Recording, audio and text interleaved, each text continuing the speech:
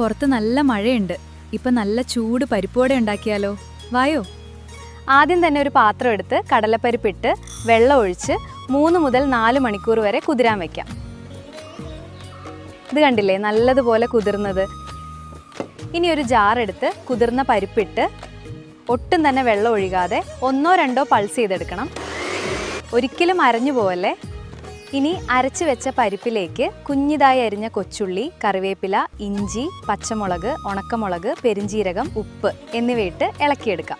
ഇനി നമുക്കിത് വടയുടെ ഷേപ്പിൽ പരത്തി ചൂടായ എണ്ണയിൽ ഇട്ട് കൊടുക്കാം. ശ്രദ്ധിക്കുക, വട ഇടുമ്പോൾ മാത്രം എണ്ണ ഹൈ ഫ്ലെയിമിലും പിന്നെ ലോ ഇട്ട് അകം വെന്ത് പുറം ക്രിസ്പിയും ഗോൾഡൻ നിറം ആവുന്നത് വരെ വറുത്ത് കോരാം. പരിപ്പ് വട റെസിപ്പി എല്ലാവർക്കും ഇഷ്ടമായാൽ ലൈക്കും സബ്സ്ക്രൈബ് ചെയ്യാൻ മറക്കല്ലേ.